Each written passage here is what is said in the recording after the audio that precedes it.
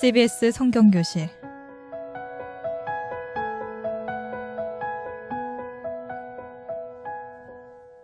이 시간은 창세기부터 요한계시록까지 성경 66권 속에 숨어있는 하나님의 말씀을 함께 공부하는 시간입니다. 안녕하세요. 반갑습니다. 여러분과 함께 창세기를 공부할 최영삼 목사입니다. 오늘도 저를 도와주실 귀하신 세 분 나오셨습니다. 인사해 주시겠습니다. 반갑습니다. 새창원교회 임순섭 장로입니다. 네, 안녕하세요. 새창원교회 최재석 집사입니다. 안녕하세요. 새창원교회 정화진 집사입니다. 네, 날씨가 더운데 이렇게 나와주셔서 감사합니다. 지난번에 우리가 무슨 공부를 했는지 장로님은 지난주 녹음을 안 하셔서 잘 모르실 수가 있으시고 두 분 지난주에 우리가 무슨 공부를 했죠? 생각나는 거 한번 전능하신 하나님에 전능하신 대해서. 하나님. 또 뭐가 생각납니까? 고대 근동에서 네. 그 손님을 극진히 손님 잘 대접했다는 게 거. 생각이 네, 납니다. 그렇죠. 최 집사님 뭐 혹시 생각나는 게 있었어요? 지난주 공부한 것 중에서? 아브라함이 하나님께서 말씀을 주셨는데 아들을 주겠다고 말씀을 해주셨는데 그 말씀을 듣고서도 속으로 웃고 사라도 속으로 웃었다. 네, 네, 그런 그렇죠. 상황밖에 안 됐었다. 그 내용이 좀 기억이 납니다. 네. 감사합니다. 지난주에 하나님이 그 아브라함에게 나타나실 때 그때 아브라함의 나이가 몇 살이라고 했죠? 99세. 네, 99세 때 나타났다고 했죠. 나타나셔서 나는 전능한 하나님이다 이렇게 말씀하시고 또다시 이제 아들과 자손들 주실 것을 말씀하시고 그 다음에 그 약속을 도장을 팍 찍는 게 있었죠. 그게 할례라고 했죠. 그 할례가 그래서 굉장히 중요하다라고 말씀드렸고 그 다음 조금 전에 말씀하신 것처럼 하나님께서 아들을 주시겠다라고 하고 아들 이름까지 지어주시만 그것을 믿지 못해서 웃었던 이제 그것을 지난주에 공부했습니다. 자, 오늘은 이제 소돔과 이제 고모라에 대한 이제 이야기를 할 텐데 18장 16절을 보시면 거기서부터 시작하겠는데요. 장로님 18장 16절을 읽어주시겠습니다. 그 사람들이 거기서 일어나서 소돔으로 향하고 아브라함은 그들을 전송하려 함께 나아가니라. 네. 17장에서는 하나님의 모습으로 나타나셨고 그래서 나는 전능한 하나님이다 그러셨기 때문에 처음부터 하나님으로 나타나셨고 그 다음에 18장에서는 일반적인 사람으로 나타났죠. 그래서 아브라함이 손님인 줄 알고 대접했다라고 하는 것을 표준 세번역을 통해서 확인했지 않습니까? 그런데 쭉 말씀을 해보니까 이거는 단순한 손님이 아니라 하나님이셨다라고 하는 것을 이제 아브라함이 이제 깨닫게 되는 거죠. 그리고 이제 방금 우리 장로님 읽으신 것처럼 그 사람들이 거기서 일어나서 그러니까 마물의 상수리 나무에 있었던 그 아브라함의 그 이제 터전이죠. 아브라함의 직업이 뭐라고 했죠? 유목민. 네, 유목민이니까 유목민의 특징이 뭡니까? 떠돌아다니는. 그렇죠. 계속 떠돌아다니는 거죠. 그래서 그 집이다라고 해서 우리들처럼 고착화된 집이 아니라 쉽게 말하면 텐트에 지나지 않는다라고 말씀드렸잖아요. 그래서 마무리 상수리 나무 그늘도 있고 하니까 이제 그곳에 거할 때 이제 사람들이 오셔서 이제 아브라함이 이제 극진히 이제 사람인데 손님으로 열심히 대접했더니 그 중에 한 분이 하나님이셨고 그 다음에 이제 둘은 이제 천사였다라고 하는 것을 이제 확인할 수 있는데 그 방금 이제 16절 장로님 읽으신 걸 보면 그 사람들이 거기서 일어나서 소돔으로 향하고 아브라함은 그들을 전송하러 함께 나가니라. 그러니까 세 사람이 다 이제 향한 것이죠. 그랬는데 17절에 보시면 우리 장로님 17절 읽어보시죠. 여호와께서 이르시되 내가 하려는 것을 아브라함에게 숨기겠느냐. 네.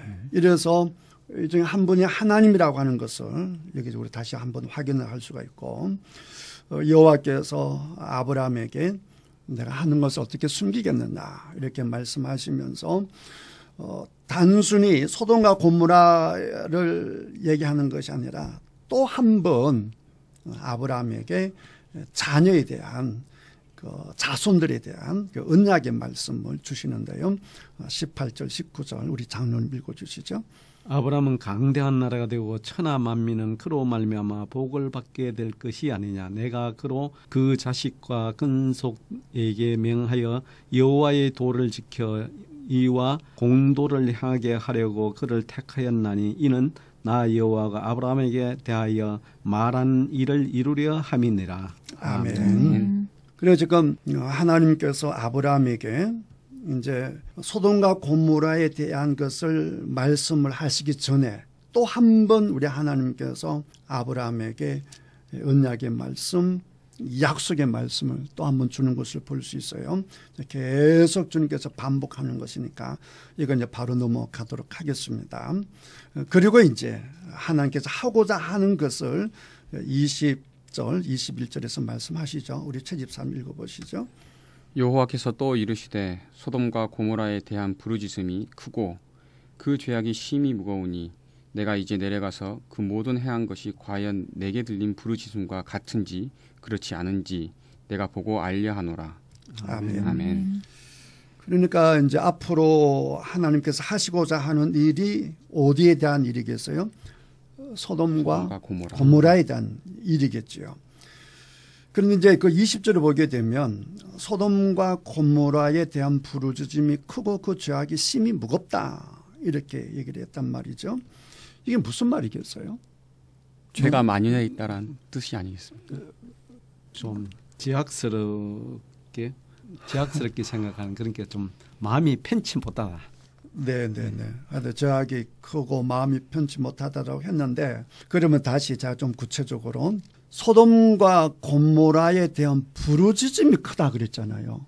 네. 이게 무슨 뜻일까요? 사실 저는 이걸 묻고 싶었는데 질문을 잘못한 것 같아요. 누가 부르짖었다는 얘기일까요?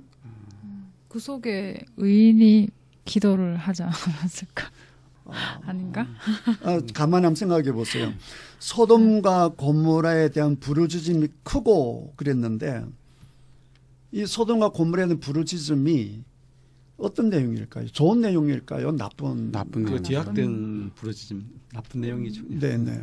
그러니까 이게 무슨 말이냐라고 하게 되면 이런 얘기예요. 사람들이 이런 얘기를 하는 거예요. 저승 저러다가 망하지. 하는 이런 소리가 계속 이제 하늘에 올라가는 거죠. 하나님은 뭐 하시나. 그러니까 이거는 예수 믿지 않는 사람들도 그런 얘기 하거든요. 왜 하늘은 왜 저런 사람을 가만히 두나. 그런 얘기를 하잖아요.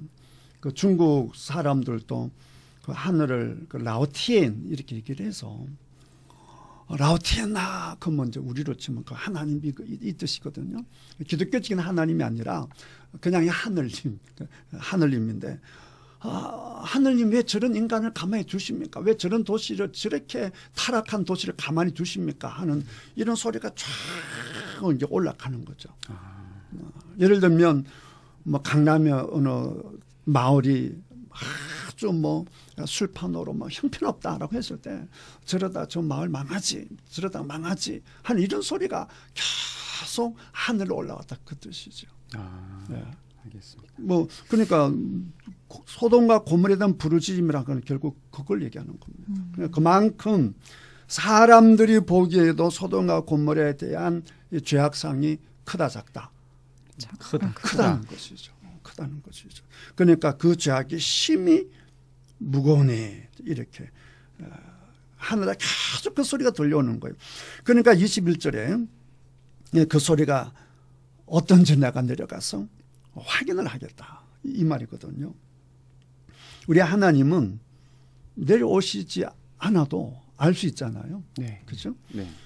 그런데 이제 출애굽기 3장 8절을 한번 보실까요? 똑같이 내려오신다는 말인데 내용이 반대입니다. 출애굽기 3장 8절에 보게 되면 내가 내려간다라고 하는 얘기가 있는데 왜 내려오는지 출애굽기 3장 7절 8절 우리 최재집 사 한번 읽어보시죠. 여호와께서 이르시되 내가 애굽에 있는 내 백성의 고통을 분명히 보고 그들이 그들의 감독자로 말미암아 부르짖음을 듣고 그 근심을 알고 내가 내려가서 그들을 애굽인의 손에서 건져내고 그들을 그 땅에서 인도하여 아름답고 광대한 네, 땅. 거기까지. 여기서 내려간다라고 하는 개념은 좋은 뜻이에요, 나쁜 뜻이에요? 하나님이 보살피러 내려간다. 그렇죠. 하기는, 예. 네. 너무 고통스러워하니까 하나님이 이제 내가 내려가서 그들 구해주겠다는 거 아닙니까? 네. 그러니까 이거는 좋은 거죠. 그러니까 이게 이제 언제나 그런 것 같아요. 복음도 마찬가지고. 그러니까 하나님이 우리에게 오신다라고 했을 때 우리가 복음 안에서 살면 그건 우리가 위로가 되는 거고 기쁨이 되는 거고 이런 것이지만 우리가 하나님 뜻에 반대되는 생활을 하고 있는데 하나님들이 오셨다 그러면 그게 오히려 심판의 뜻이 가까운 것이죠. 이제 그런 이제 의미가 있는 거니까 하나님이 오시고 안 오시고를 떠나서 중요한 것은 우리들의 그 신앙적인 생활이 훨씬 더 중요하다라고 하는 것을 확인할 수가 있고요. 다시 본문 18장으로 내려와서 이제 하나님이 안 내려오셔도 아시지만 친히 내려오신다라고 하는 것은 이제 그만큼 하나님이 분명하게 이 소돔과 고모라 성에 대해서 대처하시겠다라고 하는 것을 우리가 알 수 있는 것이지요. 조금 전에 읽었던 18장 17절에 보시게 되면 여호와께 이르시되 내가 하려는 것을 아브라함에게 숨기겠느냐. 이런 이제 구절이 아모스 3장 7절에도 있습니다. 한번 찾아보겠습니다. 아모스 3장 7절. 이 아모스 3장 7절은요. 이단들이 굉장히 좋아하는 문구입니다. 그래서 제가 일부러 찾아보고자 하는데 이단 사이비들이 정말 좋아하는 것 중에 하나가 이 아모스 3장 7절입니다. 대표적인 사람이 누구냐라고 하게 되면 1992년도인가요? 88년도인가? 92년도인가? 그때 이장림 씨가 그때 예수님 재림하신다라고 해서 대단했었어요. 그 CNN에서 와서 막 실황 중계도 하고 그랬던 적이 있어요.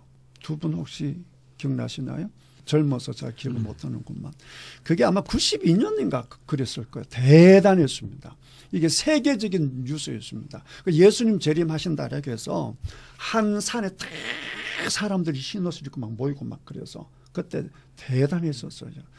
이장림 씨가 그 대표인데 뭐 이장림 목사라지만 목사가 아니죠. 우리는 그러니까 이장림 씨라 그러는데 다미 선교회 다가올 미래를 준비해라. 그래서 다미 선교회인데 그때 그 따르는 사람이 굉장히 많았어요. 전국적으로. 이제 그 사람이 이제 했던 얘기가 방금 이제 이거 아모스 3장 7절을 읽고 이걸 가지고 주장했거든요. 우리 정화진 집사님 아모스 3장 7절 한번 읽어보시죠.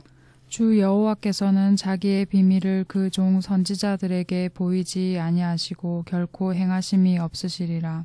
아멘. 아멘. 조금 전에 하나님이 아브라함한테 내가 아브라함이 어떻게 숨기겠느냐 말했잖아요. 네. 같은 맥락이죠. 그리고 이제 3장 7절을 보게 되면 아모스 3장 7절을 보면 주 여호와께서는 자기 비밀을 그 종 선지자들에게 보이지 아니하시고는 결코 행하심이 없으시리라라고 했으니까 예수님 다시 오시는 거.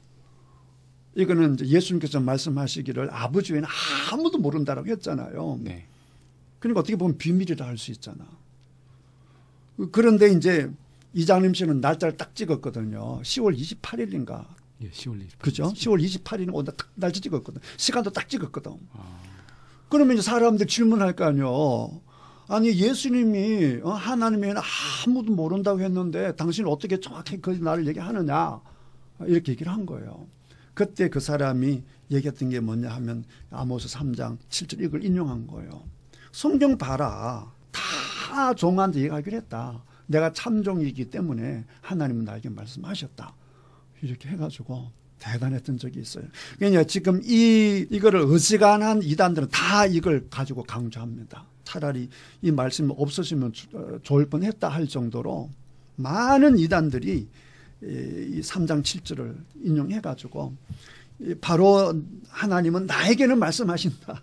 이렇게 해서 별 주장을 다 하는데 참고적으로 한국의 자칭 혹은 타칭 삼위일체라고 그러니까 하나님 예수님 성령님이라고 얘기하는 사람이 약 70명이 있어요. 어제도 나한테 이렇게 책자가 왔는데 재림 예수가 난 책을 보냈어요.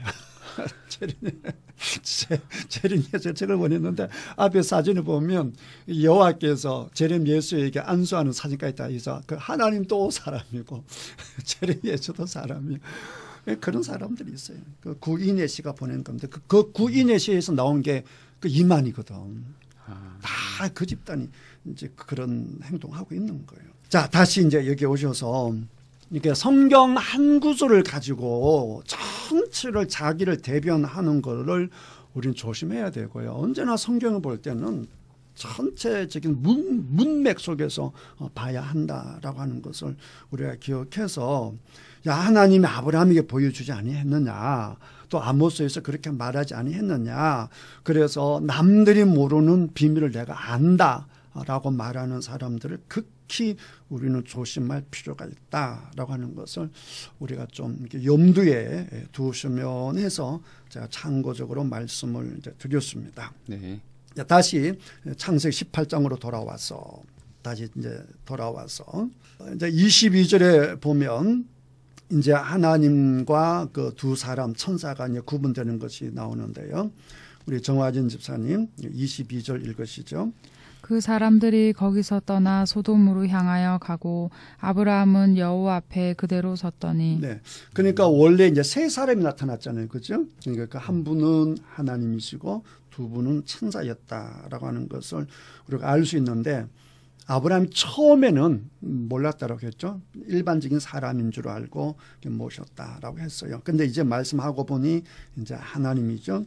하나님하고 이제 아브라함하고 남고 이제 두 천사는 이제 소돔을 향해서 갔는데 이제 아브라함이 이제 하나님 앞에 질문을 하죠. 23절, 24절 우리 정환이 집사님 읽어주시죠. 아브라함이 가까이 나아가 이르되 주께서 의인을 악인과 함께 멸하려 하시나이까 그 성중에 의인 50명이 있을지라도 주께서 그곳을 멸하시고 그 50의인을 위하여 용서하지 아니하시리까. 그렇게 하면 하나님이 만약 거기서 의인이 있는데 그 의인이 악인 줄 다 같이 죽여버리면 하나님 옳지 않습니까? 라고 하는 것을 25절에 말하거든요. 정화진 집사 계속 25절 읽어보실래요? 주께서 이같이 하사 의인을 악인과 함께 죽이심은 부당하오며 의인과 악인을 같이 하심도 부당하나이다. 세상을 심판하시는 이가 정의를 행하실 것이 아니니까. 그러니까 아브라함의 말을 이해하겠죠. 네. 공의로우신 하나님이 의인하고 악인하고 같이 죽여버리면 안 되지 않습니까? 라고 해서 몇 명을 얘기했죠. 몇 명이 있으면 50명. 그러니까 하나님께 대답하십니다. 그 대답을 그 26절인데 우리 장로님 한번 읽어주시죠. 여호와께서 이르시되 내가 만일 소돔 성읍 가운데서 의인 50명을 찾으면 그들을 위하여 온 지역을 용서하리라. 네, 거기까지. 50명 용서하겠다라고 했는데 아브라함이 가만히 생각해 보니까 아무래도 50명은 안 될 것 같아서 겸손하게 아브라함이 다시 한번 좀 묻죠. 27절, 28절 장면 읽어주시죠. 아브라함이 대답하여 이르되 나는 티끌이나 재와 같사오나 감히 죽게 아뢰나이다. 50의인 중에 5명이 부족하다면 그 5명이 부족함으로 말미암아 온 성읍을 멸하시나이까. 이르시되 내가 거기서 45명을 찾으면 멸하지 아니하리라. 네, 50명에서 5명 부족 45명. 그 다음에 이제 29절 보니까 몇 명으로 줄입니까? 40명. 그 다음 30절에 보니까 30명. 그 다음 31절은요? 20명. 그 다음에 32절에는요? 10명까지 내려갔습니다. 그렇죠? 그 32절, 33절 우리 장로님 읽어주시죠. 아브라함이 또 이르시되 주는 노하지 마옵소서. 내가 이번만 더 아래이다. 거기서 10명을 찾으면 거기 어찌 하려니까. 이르시되 내가 10명으로 말미암아 멸하지 아니하리라. 여호와께서 아브라함과 말씀을 마치시고 가시니 아브라함도 거기 자기 곳으로 돌아갔더라. 아멘. 장로님 읽어주셨는데 장로님 같으시면 아브라함과 같이 이렇게 하나님 앞에 이렇게 소돔과 고모라를 위해서 기도하신다고 한다면 몇 명까지 장로님 같은 말씀 했겠습니까? 저는 끝까지 가겠습니다. 그렇죠. 끝까지 가겠지. 일명이라도 있으면 멸하시나이까. 그게 아쉬운 거죠. 그게 아쉬운 거고 전번에 이제 중동 대전쟁 어떻게 보게 되면 제 1차 세계대전이라고 할 수 있는 그돌라 오멜 그 연합군과 그 소돔망 중심으로 한 연합군 그 사이에 전쟁이 있을 때 롯이 그 포로대 가니까 아브라함이 그 전쟁을 무릅쓰고 그 먼 거리를 가서 구해 왔잖아요. 네. 그거 갖고 한번 생각해 보시면 지금 아브라함이 하나님 앞에 소돔과 고모라 성 가운데의 몇몇만 있으면 구해달라고 하는데 롯을 언급해야 하나요? 언급 안 합니다. 없습니다. 그죠? 언급하지 않죠. 예. 이게 좀 이제 그러니까 이 생각을 잘해야 되는 그때 이제 앞에 나오는 그 14장에 나오는 그 전쟁의 얘기가 그거는 그냥 평상시 아브라함하고는 확연히 다르다라고 하는 것을 지금 다시 또 확인할 수가 있는데 다른 사람은 몰라도 하나님 우리 조카 롯은 좀 구해달라고 하든지 안 그러면 소돔과 고모라가 이제 멸망한다고 했으니까 아브라함이 달려가야 되지 않겠어요? 소돔성에 가서 그 조카를 꺼내와야 되지 않겠어요? 네. 전번에 전쟁할 때는 이제 우리나라로 치면 이제 그 롯이 포로로 붙잡혀 갈 때 창원에서 서울 이상까지 가서 구해왔단 말이에요. 네. 근데 지금 아브라함하고 하나님하고 얘기하는 장소랑 소돔과의 거리는 창원에서 부산 정도밖에 거리가 안 된다고. 훨씬 가까우니까 말 타고 가면 금방 가서 이렇게 롯을 구해낼 수도 있어요. 그런데 그거 하지 않잖아요. 근데 그게 좀 아쉬운 부분이고 장로님 말씀처럼 한 사람이라도 이렇게 가면 좋았을 텐데 왜 10명에서 그만두었을까? 예레미야 5장 1절 한번 볼까요? 예레미야서 5장 1절. 우리 최재익 집사님 한번 읽어보시죠. 너희는 예루살렘 거리로 빨리 다니며 그 넓은 거리에서 찾아보고 알라. 너희가 만일 정의를 행하며 진리를 구한 자를 한 사람이라도 찾으면 내가 이 성읍을 용서하리라. 네. 아멘. 자, 이거는 누구의 말씀이겠어요? 5장 1절 내용을 보게 되면 누가 하는 말씀이겠어요? 하나님께서 하나님께서 하시는 말씀이겠죠. 하나님께서 스스로 말씀하시기를 몇 명이라도 찾으면 한 명이라도 한 명이라도 찾으면 이 성을 용서하리라고 하나님 스스로 이렇게 말씀하시잖아요. 그러니까 다시 오늘 본문 18장에 와서 왜 아브라함이 10명에서 멈췄나라고 하는 안타까움이 좀 있죠. 안타까움이 좀 있고 우리는 앞으로 중보할 때 우리 장로님 같이 그러니까 장로님 되셨나 봐요. 한 영혼이라도 사실 뭐 우리가 알다시피 하나님 앞에 우리가 의인이다라고 말할 수 있는 사람이 없잖아요. 그러니까 어차피 하나님의 자비를 구하는 건데 그렇잖아요. 어차피 하나님의 자비를 구하는 건데 철저하게 우리가 낮은 자리에서 최악의 경우를 생각해서 하나님 긍휼을 베풀어 주세요. 자비를 베풀어 주세요.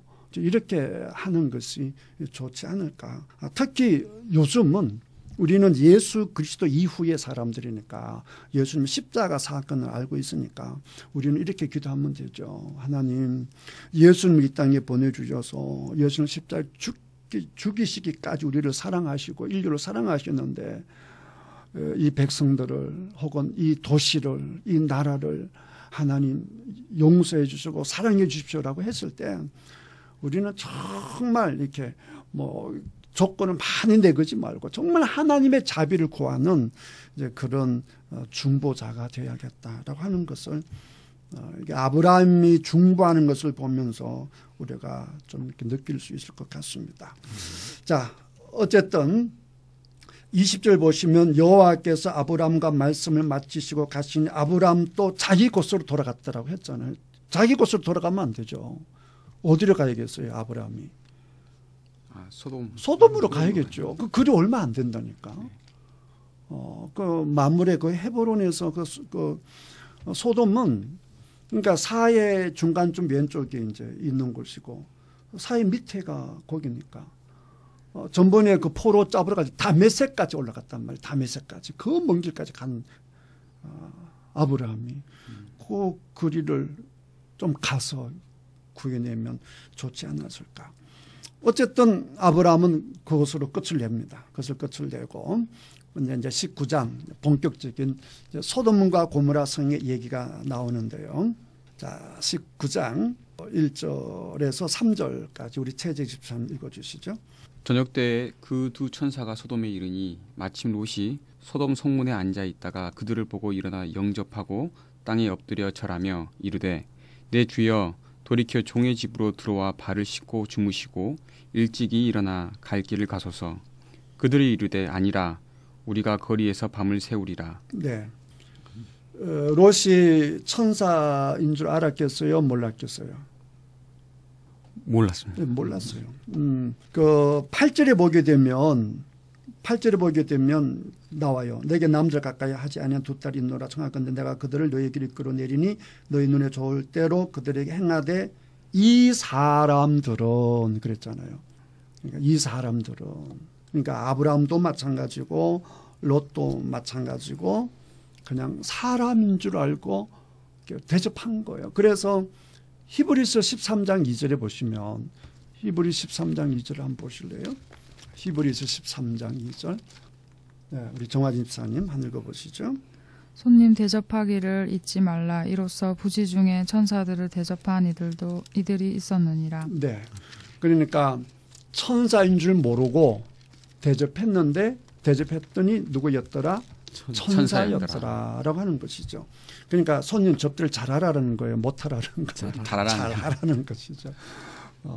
손님 접대 잘하다 보게 되면 이렇게 귀한 하나님의 복을 누리게 된다라고 하는 말씀을 다시 확인할 수 있고요. 다시 19장에 와서 지난 시간 제가 말씀드렸죠. 조금 전에 정화 집사님께서 말씀하신 것처럼 고대 근동 지역은 손님을 아주 극진하게 서로 이제 경쟁적으로 손님을 모시는 문화였다라고 하는 것을 제가 지난 시간에 자세하게 말씀드렸습니다. 롯도 이제 그런 문화 속의 사람이니까 그렇게 두 천사를 영접하는데 그 1절에 보게 되면 과하다 할 정도로 아브라함도 그랬잖아요. 엎드려서 절하면서 이렇게 모시지 않습니까? 좀 이따 우리가 생각을 해보겠는데 소돔과 고모라 성이 멸망할 때 하나님께서 왜 롯을 구해줬을까? 이런 것을 좀 생각해 보시고 그나마 좀 생각해 볼 수 있는 부분이 롯에게 이제 긍정적으로 생각해 볼 수 있는 부분이 바로 이 손님을 대접하는 거죠. 대접하는 건데 자 모시겠다라고 하니까 이제 그들이 이제 결국 롯의 이야기를 듣고 함께 이제 하는 모습이 이제 나와 있습니다. 3절 우리 최재 집사님 읽어보시죠. 3절. 롯이 간청함에 그제서야 돌이켜 그 집으로 들어오는지라. 롯이 그들을 위하여 식탁을 베풀고 무교병을 구우니 그들이 먹으니라. 이거 아마 풍성하게 대접했을 거예요. 자, 그랬더니 4절, 5절 읽어주시죠. 그들이 눕기 전에 그 성사람 곧 소돔 백성들이 노소를 막론하고 원근에서 다 모여 그 집을 에워싸고 롯을 부르고 그에게 이르되 오늘 밤에 내게 온 사람들이 어디 있느냐 이끌어내라 우리가 그들을 상관하리라. 네.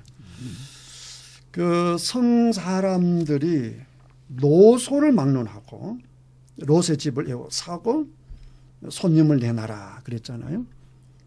그래서 손님하고 어떻게 하겠다고 했죠? 우리가 그들을 뭐 하겠다 했죠? 상관하리라. 이건 이제 성적인 관계를 맺겠다. 이렇게 돼. 영어 성경에 보게 되면 뭐 아주 노골적으로 이렇게 번역이 되어 있습니다. 남녀 관계를 맺겠다는 거예요. 자, 천사가 남자겠어요? 여자겠어요? 여자가 보통 그런 생각이 들죠, 장로님. 두 분은 천사가 남자겠어요? 여자겠어요? 남자라고 생각했어요, 저는. 저도 남자라고 생각해요. 네. 그러니까 이제 보통 이제 장로님 같이 생각하시는 분 꽤 많을 거예요. 왜냐하면 천사는 예쁘고 뭐 이런 생각을 많이 하기 때문에 여자라고 생각을 많이 하는데 천사는 남자 성입니다. 이거 이제 헬라 공부할 때 보면 남성, 여성이 있거든요. 그 다음에 이제 히브리도 마찬가지고 천사는 전부 다 남성입니다. 남성이고 그러니까 여기에서 이제 지금 그 4절에 보게 되면 성사람 백성들이 노소를 막론하고 왔단 말이에요. 그러니까 남자가 왔겠어요? 여자가 왔겠어요? 남자들이 오죠. 고대 근동지역은 여자들은 잘 나가지 않잖아요. 그러니까 남자들이 와서 그 손님을 우리가 성적 관계를 맺겠다라고 했으니까 이게 동성애를 말하는 거죠. 이걸 보면 소돔과 고모라가 얼마나 타락했는가라고 하는 것을 알 수가 있는 것이죠.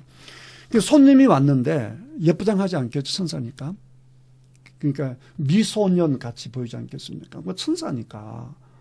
그러니까 이제 곱상한 남자니까 성적인 관계를 맺겠다라고 했는데 잘 보시면 4절을 다시 보시면 한두 사람이 온 게 아니에요. 그렇죠? 네. 백성들이 무엇을 막론하고? 노소를 막론하고 그랬단 말이에요. 그게 젊든 나이가 많든 전부 다 이게 낯선 이 두 사람하고 성적인 관계를 맺겠다 하고 이 집을 에워쌌으니까 이 지역의 문화 자체가 얼마나 이렇게 동성애가 이렇게 보편화되어 있고 도시 전체가 타락했는가를 보여주는 것이죠. 왜 소돔과 고모라가 멸망할 수밖에 없었나라고 했을 때 이제 보여줄 수 있는 대목이 5절이 그 하나가 되고요. 그러니까 롯이 이제 이들을 이제 지키려고 하는데 어느 정도로 하느냐라고 하게 되면 6절부터 8절까지 정화진 집 한번 읽어보시죠. 롯이 문 밖에 무리에게로 나가서 뒤로 문을 닫고 이르되 청하노니 내 형제들아 이런 악을 행하지 말라. 내게 남자를 가까이 하지 아니한 두 딸이 있노라. 청하건대 내가 그들을 너희에게로 이끌어내리니 너희 눈에 좋을 대로 그들에게 행하고 이 사람들은 내 집에 들어왔은즉 이 사람들에게는 아무 일도 저지르지 말라. 네. 정화 집사님 이제 오늘은 유일한 여자분이시네, 그죠? 여자로서 이 본문을 보니까 이해가 돼요, 안 돼요? 안 돼요. 만약에 정화 집사님 아버님이 이런 말씀을 한다라고 하면 어떤 생각이 들겠어요? 아빠가 맞나 이렇게 생각을 했겠죠. 그렇죠. 이게 용납이 안 되는 거죠. 그러니까 뭐 우리 그렇지, 아빠 맞아, 뭐 그리고 뭐 순종하겠습니까? 어려움도 없지. 그런데 이제 고대 근동 지역 문화를 보면 손님을 극진히 대접하는 문화라고 지난번에 말씀드렸잖아요. 네. 이게 여기만 나오는 게 아니고요. 사사기 19장을 한번 보시죠. 사사기 19장. 사사기 19장에도 보면 이와 같은 일이 있어요. 23절, 22절부터 봐야겠군요. 22절부터 24절까지 사사기 19장 22절에서 24절까지 장로님 한번 읽어주실래요? 그들이 마음을 즐겁게 할 때에 그 성읍의 불량배들이 그 집을 에워싸고 문을 두드리며 집주인 하인에게 말하여 이르되 네 집에 들어온 사람을 이끌어내라. 우리가 그와 관계하리라 하니 집주인 그 사람이 그들에게 나와서 이르되 아니라 내 형제들아 청하노니 이 같은 악행을 행하지 말라. 이 사람이 내 집에 들어왔으니 이런 망령된 일을 행하지 말라. 보라 여기 내 처녀 딸과 이 사람들의 첩이 있은즉 내가 그들을 이끌어내리니 너희가 그들을 욕보이든지 너희 눈에 좋은 대로 행하되 오직 이 사람에게는 이런 망령된 일을 행하지 말라 하나. 네. 아멘. 똑같은 내용이 나오죠, 그죠? 참 안타까운 내용인데 어쨌든 뭐 고대 근동 지역은 손님 접대하기가 우리가 상상을 초월할 정도로 극진히 대접한다라고 하는 이제 문화가 있는데 지금 우리가 읽으면 도무지 이해가 안 되잖아요. 손님을 지키는 건 좋은데 자기 딸까지 내어놓으면서 손님을 지키려고 하고 여기 보게 되면 손님의 그 첩을 데리고 오는 거거든요. 원래 이제 이게 19장 읽어보시면 한 레위인이 첩을 두었는데 첩이 바람을 피웠어요. 그리고는 처가에 가버렸어요. 그러니까 신랑이 화가 나겠지, 화가 안 나겠어요? 화가 나죠. 그러면 주로 안 찾고 이러잖아요. 부인도 아니고 첩이니까. 근데 이 사람은 참 사람이 좋았던지 부인을 찾으러 가요. 찾으러 가니까 장인어른 장모님이 이제 이런 형편없는 자기 딸을 찾으러 왔으니까 고맙겠어요, 안 고맙겠어요? 고맙죠. 고마우니까 극진히 대접을 해요. 근데 극진히 대접 며칠 있다가 이제 계속 있으라 하는데 더 이상 못 있겠다 하고 이제 나오다가 저녁에 나오다가 이제 캄캄하니까 이제 한 곳에서 머물러서 이제 유숙하려고 한 거예요. 그래서 이제 집 주인이 모셔드린 거거든요. 그런데 여기 보니까 그 22절에 보니까 그 성읍에 불량배들이 그랬잖아요. 아까 소돔과 고모라는 불량배가 아니에요. 소돔과 고모라는 노소, 백성들, 노소를 막는 백성들이 온 거잖아요. 그러니까 소돔 고모라 성은 백성 자체가 뭐하다는 거예요? 불량배죠. 불량배죠. 이 동네는 불량배들이 와서 이 짓 하잖아요. 그런데 어쨌든 우리가 상상하지 못하는 이런 일이 있어요. 그래서 여기는 실질적으로 딸하고 첩을 그 불량배에 내줍니다. 그러니까 밤새도록 이 불량배들이 딸하고 이 첩을 이제 첩에 대해서 폭행을 해서 결국은 첩이 죽습니다. 안타까운 사건인데 다시 이제 돌아와서 19장에 돌아와서 우리가 이해할 수 없는 롯의 또 아까 그 주인의 그 손님 대접을 우리가 볼 수 있는데요. 여기는 다행스럽게 소돔과 고모라 성이 다행스럽게 이제 이 천사니까 롯을 이제 지켜주는데 여기에서 우리가 다시 확인할 수 있는 것은 소돔과 이 고모라 사람들이 얼마나 정말 타락했는가라고 하는 것을 알 수가 있고 롯이 자기 딸을 내놓더라도 이 손님만큼은 지키겠다 이렇게 했단 말이죠. 이렇게 했을 때 그 소돔 사람들의 그 상태, 왜 소돔과 고모라가 멸망할 수밖에 없었는지를 우리 19장 9절을 통해서 우리 다시 한번 또 확인할 수가 있어요. 우리 정화진 집사님 19장 9절 읽어보시죠. 그들이 이르되 너는 물러나라. 또 이르되 이 자가 들어와서 거류하면서 우리의 법관이 되려 하는도다. 이제 우리가 그들보다 너를 더 헤아리라 하고 롯을 밀치며 가까이 가서 그 문을 부수려고 하는지라. 네, 어지간한 사람 같으면 롯이 우리 딸을 내줄 테니까 손대지 말라 하면 보통 사람 같으면 어떻게 하겠어요? 그래, 네 딸 다 이렇게 하겠어요? 안 그러면 우리가 잘못했습니다. 물러나겠어요? 물러나죠. 그렇죠. 장로님 같이 양심이 있으신 분은 당연히 저렇게 물러나야기 정상 아닙니까? 그렇죠? 그런데 보세요. 오히려 지금 누구를 지금 뭐라고 합니까? 롯을 뭐라고 합니다. 그들이 롯을 막론하고 쭉 몰려온 백성들이죠. 소돔 사람들이 너는 물러나라. 너가 롯이거든요. 너는 물러나라. 또 이러되 이자가 들어와서 거류하면서 거류라고 하는 말이 뭔 줄 아세요? 거류라고 하는 말? 같이 기거하면서 같이 행동하면서. 예, 그러니까 귀가하는데 잠깐 지내는 거. 잠깐 지내는 거. 저는 거류증이 있었어요. 중국에 살 때 저는 거류증이 있었어요. 거류증 보면 이제 예를 들면 이제 언제부터 언제까지 딱 날짜 있거든요. 그때까지는 살 수가 있는 거예요. 근데 그 날짜 딱 되면 어떻게 돼요? 떠나야 되는 거예요. 그러니까 거류라고 하는 것은 방금 말씀 나그네 같이 잠시 머무는 걸 얘기하는 것이죠. 그렇게 하면서 우리의 법관이 되려 하는도다.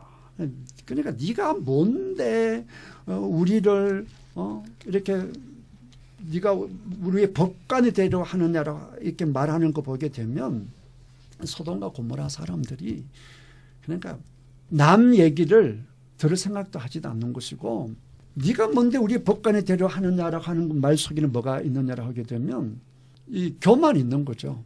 네가 뭔데 우리를 가르치려고 막 그래 이제 이런 뜻도 있잖아요. 그러니까 그만큼 교만한 걸 볼 수가 있는 거예요. 그래서 롯을 이제 밀치고 가까이 가서 그 문을 부수려 하는지라 이게 폭력식 나타나지 않습니까? 그러니까 이제 롯이 위험하게 됐잖아요. 그러니까 10절, 11절 우리 정환 집사님 읽으시죠. 그 사람들이 손을 내밀어 롯을 집으로 끌어들이고 문을 닫고 문 밖에 무리를 대소를 막론하고 그 눈을 어둡게 하니 그들이 문을 찾느라고 헤매었더라. 뭐 천사니까 이렇게 보호하는 것이겠죠. 뭐 이렇게 멸망시키러 온 천사들이니까 뭐 이 정도는 얼마든지 할 수가 있고요. 소돔과 고모라가 왜 멸망했는가라고 하는 것을 우리가 아까 5절 우리가 그 손님하고 동성애를 하겠다. 그 다음에 이제 롯에게 롯이 자기 딸을 내줄 테니 가지 말라 하는데도 불구하고 끝까지 이게 저항하고 그냥 막 강한 폭력을 쓰는 것을 보면서 그들이 왜 멸망할 수밖에 없었는가라고 하는 것을 어느 정도 추측할 수가 있는데 좀 더 소돔과 고모라가 왜 멸망할 수밖에 없었는지를 볼 수 있는 것이 있습니다. 에스겔서를 한번 찾아보시겠어요? 에스겔서 16장 49절에서 56절 16장 49절에서 50절 정화 집사님 한번 읽어보실래요? 내 아우 소돔의 죄악은 이러하니 그와 그의 딸들에게 교만함과 음식물의 풍족함과 태평함이 있음이며 또 그가 가난하고 궁핍한 자를 도와주지 아니하며 거만하여 가증한 일을 내 앞에서 행하였음이라. 그러므로 내가 보고 곧 그들을 없이 하였느니라. 네, 이걸 보게 되면 소돔과 고모라가 왜 멸망했는지를 더 이렇게 부가적으로 알 수 있어요. 자, 보면 첫 번째 49절에서 그들에게 문제가 첫 번째 죄가 뭐죠? 교만. 그렇죠. 교만함이죠. 교만함. 그 다음에 두 번째가 뭐죠? 태평함. 풍족하고 풍족함과 태평함이 있으며. 그렇죠. 네. 이게 풍족하고 태평함이 좋은 쪽으로 가면 괜찮은데 그 다음에 보니까 가난하고 궁핍한 자를 뭐하지 아니하며 도와주지 아니하며. 그 다음에 50절에는 뭐하다고 했어요? 그만해서 무슨 일을 했다라고 했죠? 가증한 일을 했다라고 하는 거예요. 그러니까 소돔과 고모라는 우리들에게 거울이거든요. 잘 보셔야 되는데 아브라함과 롯이 서로 재산이 많아서 갈라질 때에 롯이 소돔 쪽을 선택한 이유가 뭐였죠? 왜 그쪽을 선택했죠? 그쪽이 풍족해서. 그렇죠. 네. 여호와의 동산 같고 물이 많고. 그러니까 학자들에 따르면 아브라함 때는 훨씬 지금보다 풍요로웠다는 거예요. 그 모든 것들이 지금보다 훨씬 그 땅도 비옥했고 그랬다는 거예요. 어쨌든 여기 보게 되면 교만하고 그다음에 이제 소돔과 고모라 성이 굉장히 풍요로웠다. 굉장히 풍요로웠다. 그러니까 풍요롭다 보면 풍요로운데 하나님이 없는 사람들이 흔히 하는 행동이 뭐냐라고 하게 되면 불경건함이죠. 불경건함. 그런 것들이 그 다음에 가난한 사람 도와주지도 아니하는 거. 거만하고 가증하고 이걸 보면서 우리 한국을 생각하지 않을 수가 없는 거예요. 한국이 굉장히 가난했던 나라인데 잘 살게 됐잖아요. 그런데 지금 우리 한국을 보게 되면 참 교만함이 한국 교회도 그러고 한국 나라도 그러고 이 교만함이 지금 문제가 돼요. 이게 풍족함과 태평함을 지금 누리고 있는데 이 풍족함과 이 태평함이 절대로 선하지가 않아요. 마치 소돔과 고모라 때의 풍족함과 태평함 같아요. 이 풍족함, 태평함 때문에 지금 우리 한국 사회가 저지르는 죄악들이 얼마나 많은지 모르는 거죠. 잘 봐야 될 것 같아요. 그 다음에 가난하고 궁핍한 자를 잘 도와주지 않고 그 다음에 우리나라에 들어온 그 외국인 노동자들에게 잘못한다든지 이런 것들을 보면 참 우리가 정신을 차려야 할 때다라고 하는 것을 우리가 볼 수 있겠습니다. 에스겔서 16장 49절 50절을 통해서 소돔과 고모라가 왜 멸망할 수밖에 없었는지를 좀 더 우리가 이해할 수 있겠죠. 다시 이제 창세기로 돌아왔어요. 창세기 19장 1절에서 11절 그 다음 에스겔에서 그 말씀과 같이 연합해 보게 되면 모든 것이 풍족한데 하나님이 싫어하는 행동은 그냥 아주 극하게 하고 있는 상태다. 이렇게 보면 되겠죠. 그 다음에 이제 12절부터 이제 천사가 롯을 구해내는 이제 장면이 나오는데요. 12절 우리 장로님 읽어주실래요? 그 사람이 롯에게 이르되 이 예에 네게 속한 자가 또 있느냐? 네 사이나 자녀나 성 중에 네게 속한 자들을 다 성 밖으로 이끌어내라. 네, 다 이끌어내라라고 하는데 13절에 보게 되면 또다시 그 망할 수밖에 없는 이유를 얘기하죠. 13절 장로님 읽어주시죠. 그들에게 대한 부르짖음이 여호와 앞에 크므로 여호와께서 이곳을 멸하시려고 우리를 보내셨나니 우리가 멸하리라. 네, 그러니까 그들에 대한 부르짖음, 그러니까 소돔과 고모라가 얼마나 타락했는지, 하나님 뭐 하시는지 이런 소리 계속 올라오니까 이런 말씀하시는 거죠. 멸할 수밖에 없다 이 얘기죠. 그런데 14절을 보시면 장로님 14절 읽어주시죠. 롯이 나가서 그 딸들과 결혼할 사이들에게 말하여 이르되 여호와께서 이 성을 멸하실 터이니 너희는 일어나 이곳에서 떠나라 하되 그의 사이들은 농담으로 여겼더라. 네. 여기에서 또다시 소돔과 고모라가 멸망할 수밖에 없는 원인을 또 하나 찾을 수 있어요. 사위들이 농담으로 얘기했다고 한다면 더군다나 누가 한 얘기인데 농담으로 여겨요? 장인 어린이 얘기하는데 농담으로 얘기잖아요. 그러면 일반 백성들에게 얘기하면 일반 백성들 어떻게 느끼겠어요? 말같이 않는 게 그렇지, 말같지 않고 여전히 잘해봐야 농담으로 여기겠죠. 장인이 얘기했는데도 농담을 얘기할 정도니까 이것은 뭘 볼 수 있어요? 소돔과 고모라가 얼마나 무감각한지를 알 수가 있는 거예요. 그렇게 죄를 짓고 모든 사람들이 저러다가 멸망한다는 소리가 자자하다는 얘기 아니겠어요?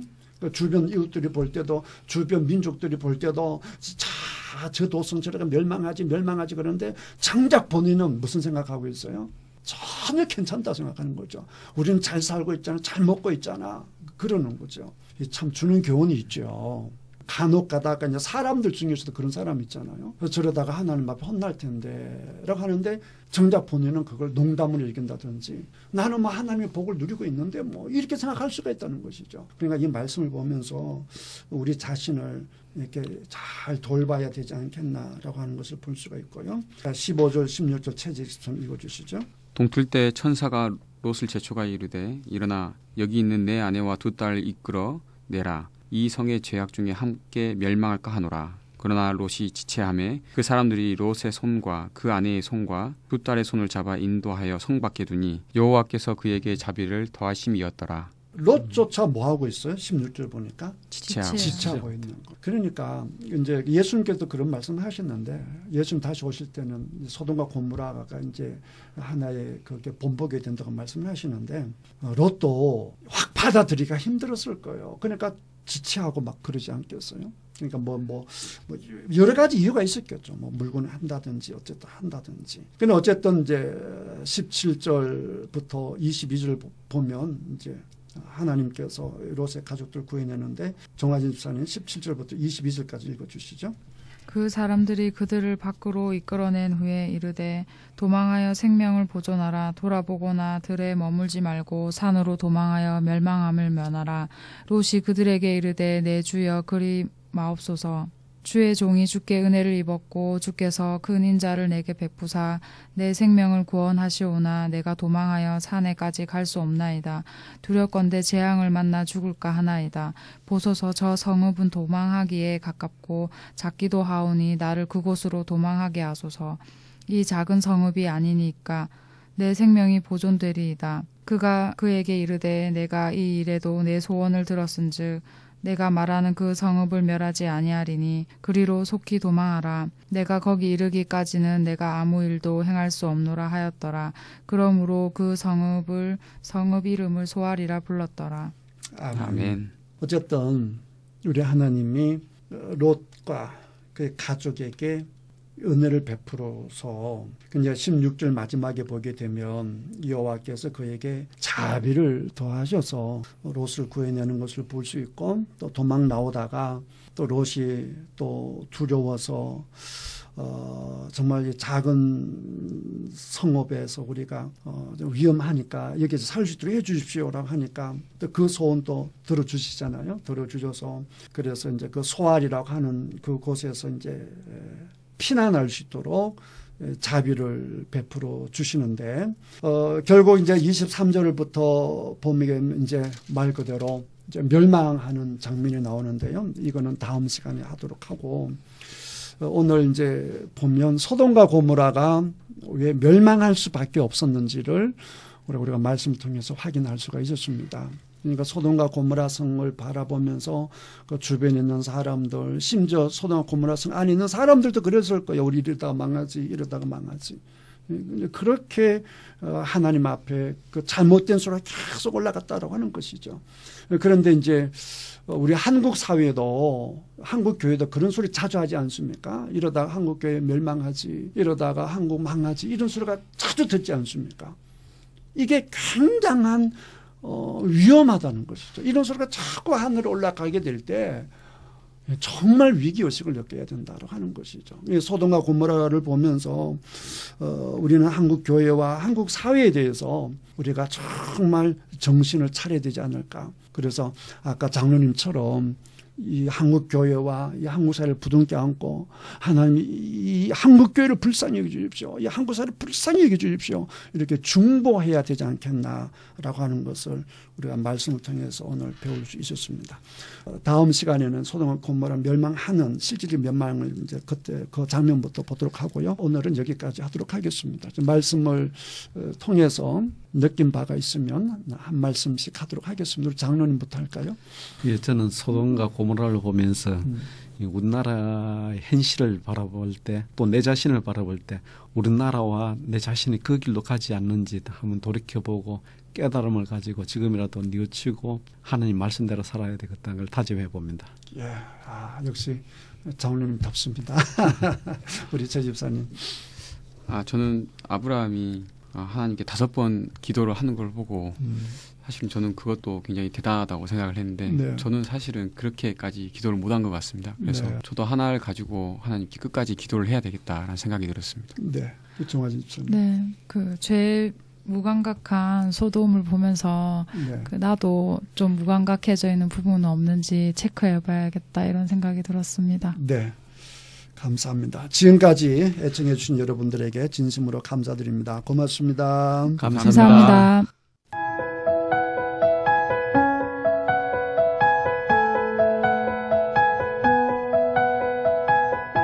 CBS 성경교실 지금까지 새창원교회 최영삼 목사였습니다. 창세기부터 요한계시록까지 성경 66권 속에 숨어있는 하나님의 말씀을 함께 공부하는 CBS 성경교실은 유튜브를 통해 다시 들으실 수 있습니다.